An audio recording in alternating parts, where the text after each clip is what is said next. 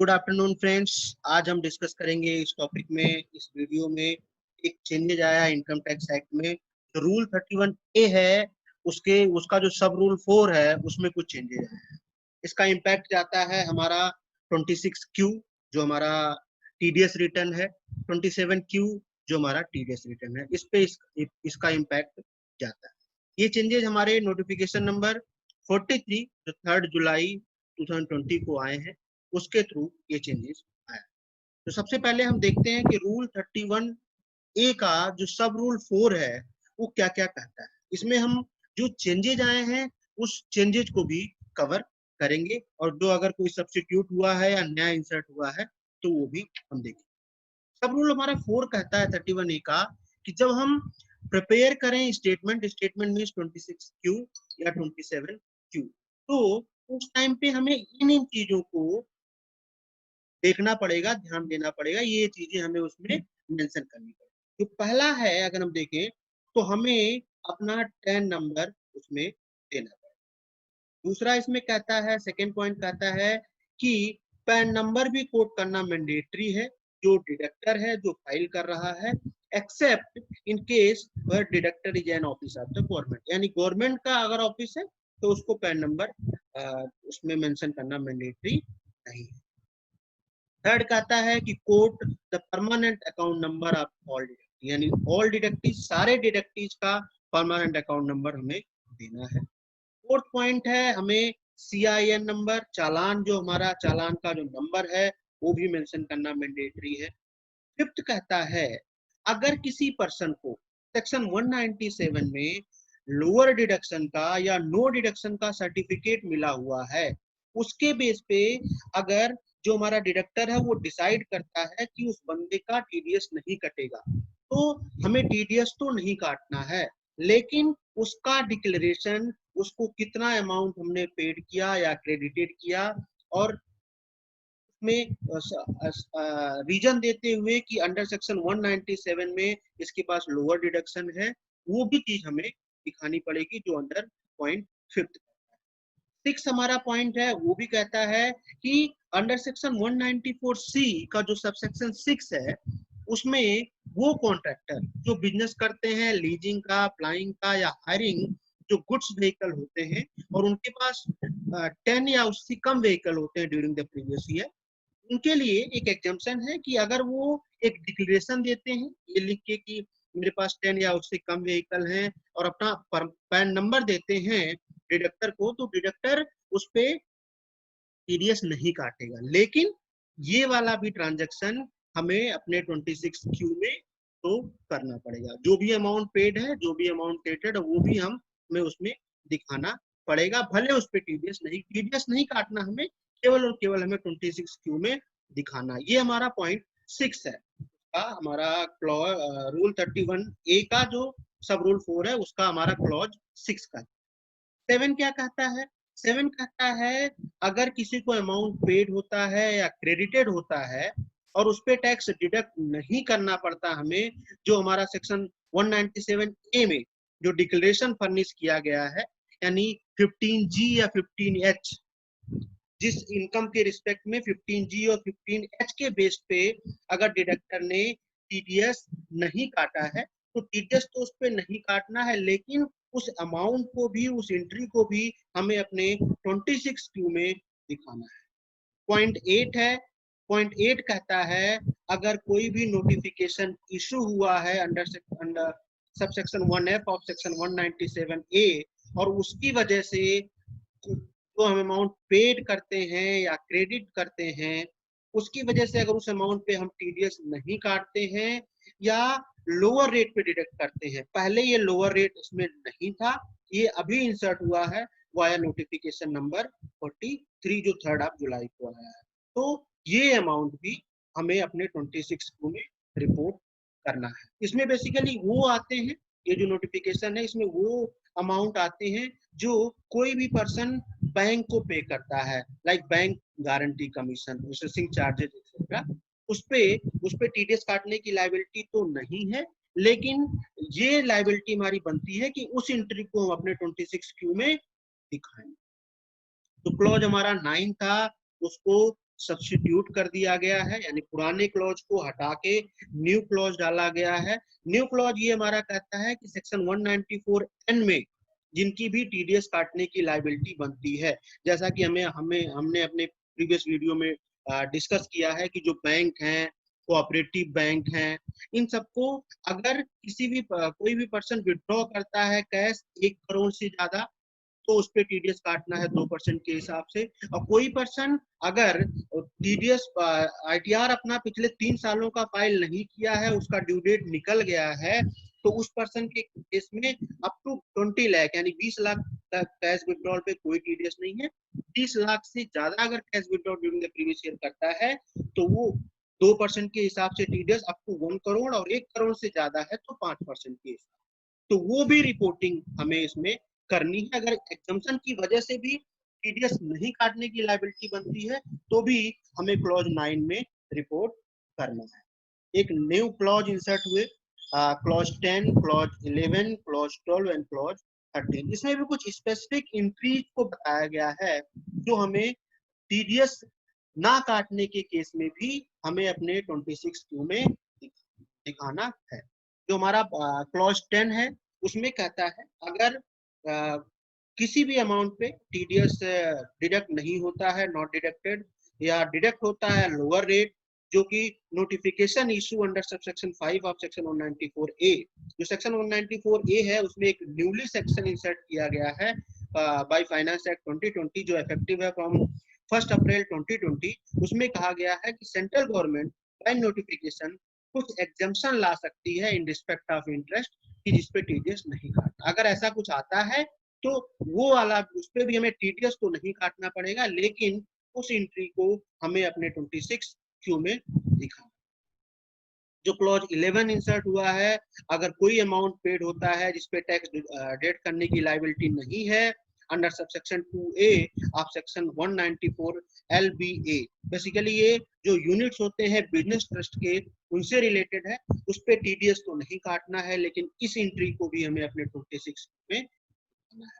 जो हमारा clause 12 insert हुआ है वो इंसर्ट हुआ है अगर कोई अमाउंट पेड होता है, क्रेडिटेड होता है on which tax were not deducted in view of clause A, B और subsection 1D of section 197A, तो इस पे टीडीएस काटने की लायबिलिटी तो नहीं है, लेकिन डिडक्टर को अपने 26Q में शो करना होगा। बेसिकली जो सेक्शन हमारा 197(1)A और D का है वो ऑफशोर बैंकिंग यूनिट का है। इन ये क्लॉज A, क्लॉज B हमारा जो इस सेक्शन में दिखाया गया, इसमें ऑफशोर बैंकिंग यूनिट जो इंटरेस्ट वगैरह पे करते हैं उस पे एग्जम्पशन है, लेकिन फिर भी उनको अपने 26Q में दिखाना पड़ेगा।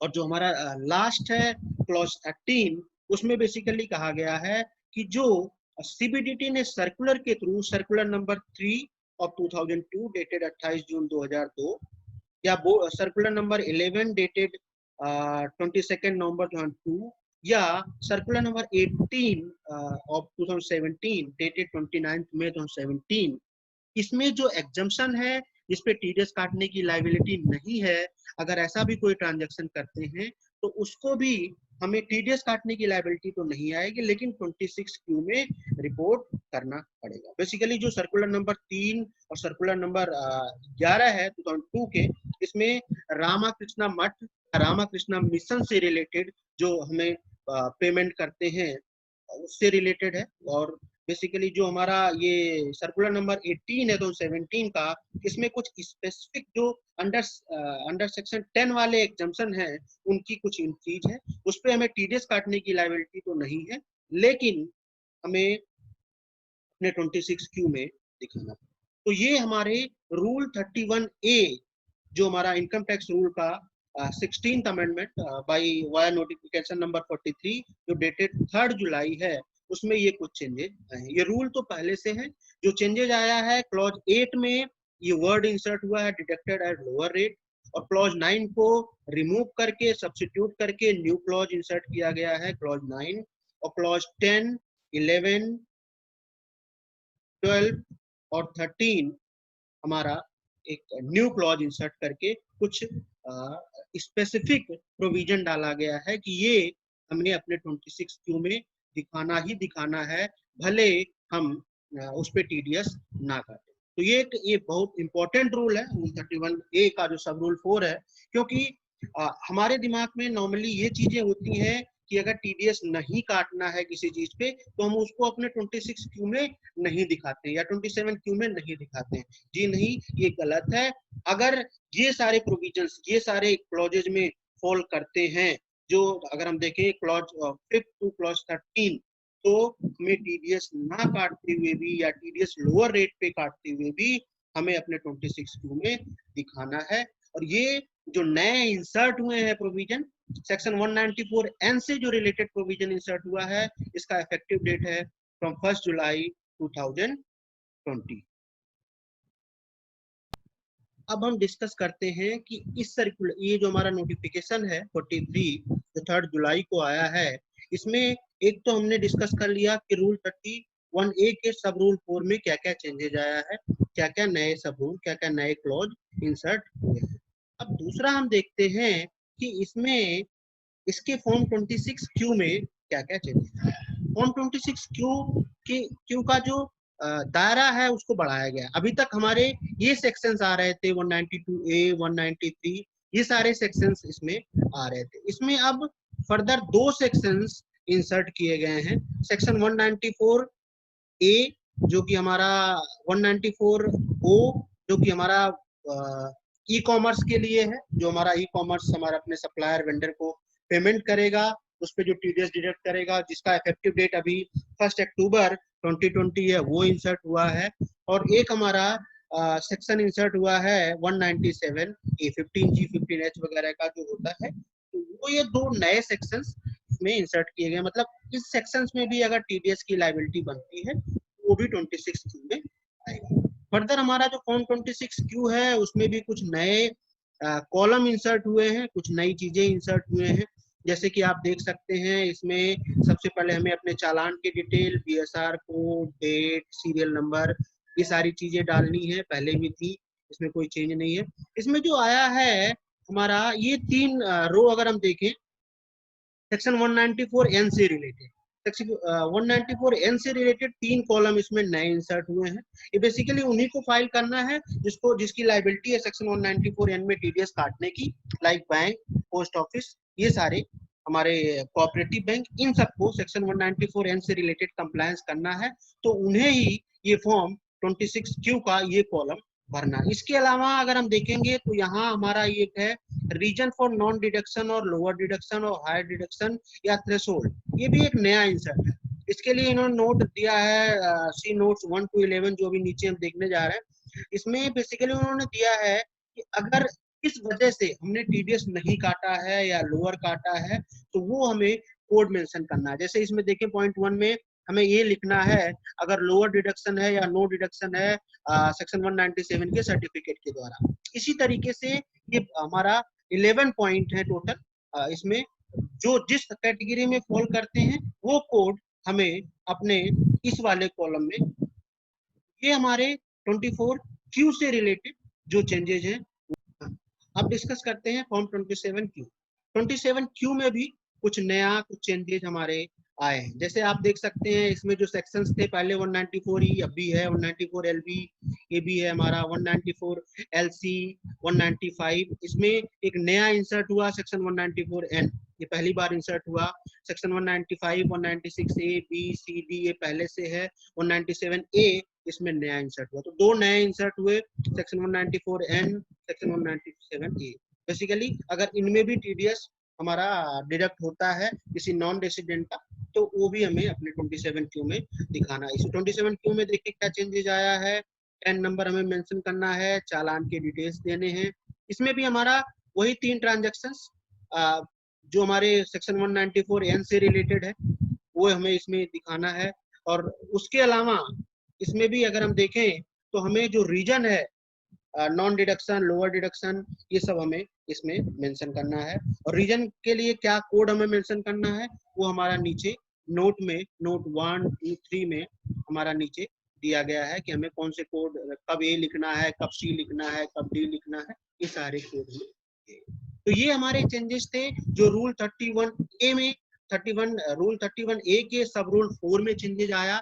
और जो चेंजेज आया हमारा रिटर्न 26Q जो कि टीडीएस स्टेटमेंट है, जो फाइल किया जाता है in case of TDS deduction, quarterly file होता है, या 27Q ये भी हमारा क्वार्टरली। 26Q बेसिकली हमारा जो डोमेस्टिक है वो होता है, रेसिडेंट पर्सन का होता है, और 27Q नॉन रेसिडेंट पर्सन के केस में, अगर डिडक्टिव नॉन रेसिडेंट है तो नॉन रेसिडेंट के केस में 27Q होता है। ये चेंजेज हमारे इंपॉर्टेंट चेंजेज हैं, बेसिकली वो चेंजेज इसमें इंपॉर्टेंट है जिसपे हमें टीडीएस ना काटते हुए भी अपने 26Q में दिखाना है या 27Q में दिखाना है।